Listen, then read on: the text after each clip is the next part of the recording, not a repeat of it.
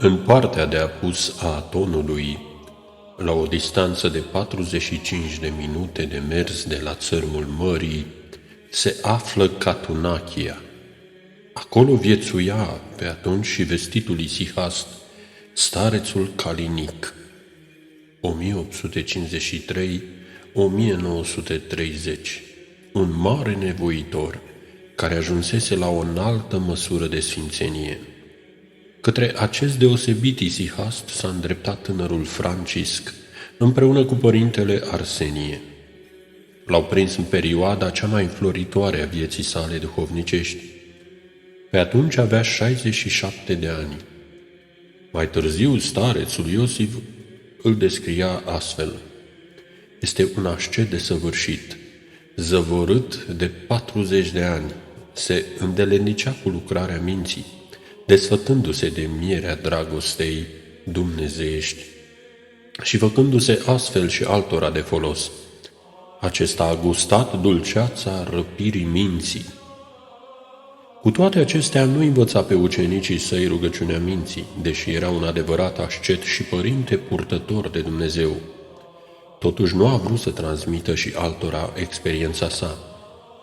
Din ceea ce se deduce, refuzul său de a învăța lucrarea minții era un mod politicos de a-i descuraja pe cei ce voiau să intre sub ascultarea lui. Avea, am putea spune, o nebunie prefăcută, și aceasta pentru a-și putea păstra liniștea, căci datorită faimei pe care o avea, dacă ar fi început să primească și pe unul și pe altul, mulți ar fi fost cei care ar fi rămas lângă dânsul. Cei doi asceți au mers la starețul Calinic isihastul și i-au cerut să le îngăduie să rămână lângă el sub povățuirea sa. Dar singurul sfat pe care li l-a dat a fost acela de a păzi cu acrivie ascultarea. Nimic altceva. Să fie binecuvântat, Gheronda, vom face tot ce voiți, dar spuneți-ne și cum să ne nevoim.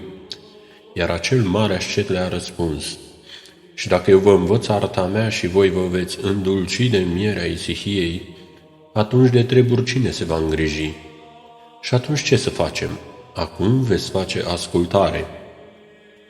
Iar atunci când voi muri, veți moșteni harisma mea. În realitate însă această purtare a sa era un mod politicos de a-și păstra isihia.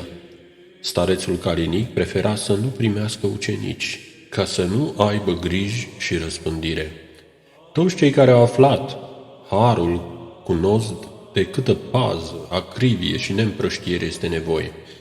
Cei doi tineri au înțeles aceasta și, privind unul la altul, i-au spus starețului cu durere: Gheronda, dacă vom pleca de aici, ne vei primi din când în când ca să ne dai câte un sfat? Sigur că da. Este de ajuns să găsiți un stareț și cu binecuvântarea lui vă voi sta la dispoziție. Și astfel au plecat. Încă de la începutul vieții sale duhovnicești, tânărul Francisc și-a dorit cu ardoare să găsească un părinte duhovnicesc, un stareț cu experiență duhovnicească, care să-l învețe și să-l povățuiască în tainele cele sfinte ale rugăciunii minții. Pentru aceasta cutreiera împreună cu părintele Arsenie toate peșterile, colibele și schiturile ca să găsească un povățuitor duhovnicesc. Pe moșia Marii Lavre, la chilia străvechea cuviosului Petru Atonitul, cei doi tineri asceți au descoperit un duhovnic isihast, pe renumitul părinte Daniil, care pe atunci avea 70 de ani. Acest cuvios părinte a trăit ca ucenic timp de 30 de ani, după care a devenit stareț al chiliei pe data de 1 aprilie 1909.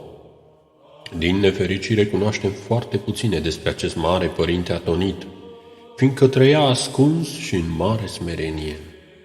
Starețul Iosif scria mai târziu despre el: iubitor al tăcerii desăvârșite, trăia zăvorât, săvârșind în fiecare zi dumnezeiasca liturghie, și aceasta de-a lungul întregii sale vieți.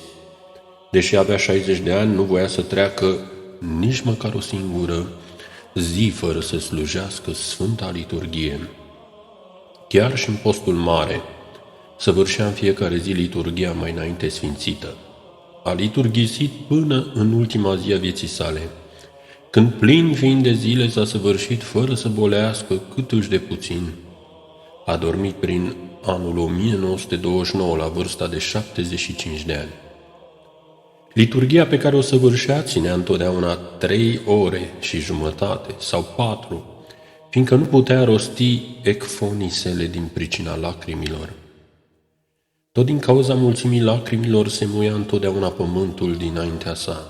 De aceea nu voia ca vreun străin să participe la liturghia pe care o săvârșea, ca să nu-i vadă lucrarea. Dar pe mine, fiindcă l-am rugat fierbinte, mă primea și de fiecare dată când mergeam, umblând 3 ore în miezul nopții ca să fiu de față la acea cu adevărat înfricoșată priveliște dumnezeiască, îmi spunea 1 sau 2 cuvinte când ieșea din Sfântul Altar, după care se ascundea îndată până a doua zi. Acesta s-a nevoit toată viața sa cu rugăciunea minții și cu privegherea cea de toată noaptea. De la el am luat și eu această rânduială și am găsit mult folos. Mânca 25 de dramuri de pâine pe zi, iar la liturghie era cu totul înălțat de la pământ. Până ce nu făcea noroi pământul de dinaintea lui, nu termina liturghia. Începea privegherea la apusul soarelui și o termina la miezul nopții, rostind rugăciunea minții, iar după miezul nopții săvârșea dumnezeiasca liturghie împreună cu ucenicul său, Antonie.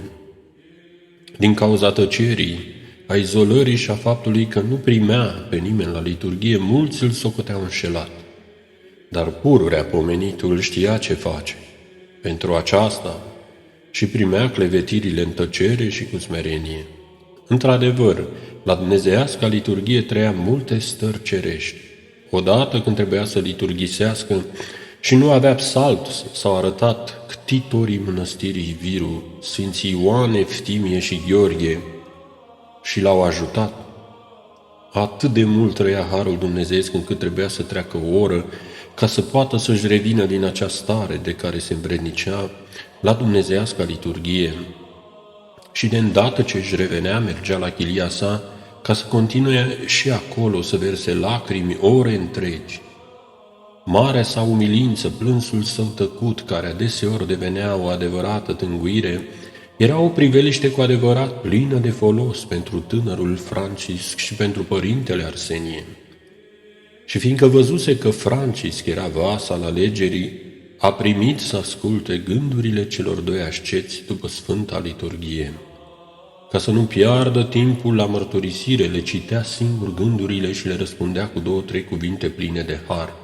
Atât de îmbelșugat era harul ce sălășluia în sufletul lui, încât cunoștea în amănunt și cu acrivie cele ascunse ale inimilor. De aceea părintele Daniil intră direct în esența problemei și le dădea sfaturile necesare. Unul din sfaturile pe care obișnuia să-l dea adesea era următorul: Sfânta Singlitichia mărturisea că opaițul luminează, dar își arde și buzele. Aceasta o spunea cu toată inima, fiindcă se temea ca nu cumva să-și piardă starea duhovnicească cu mândria sau cu vorbirea în deșert. Așadar, fiindcă părintele Daniil evita atât de mult să dea învățături tinerii asceți, s-au folosit mai mult de trăirile de la dumnezeiasca liturghie săvârșită de el decât de povățuirea sa duhovnicească. Doar văzându-l cum liturghisea și îndată primeau mângâiere și odihnă.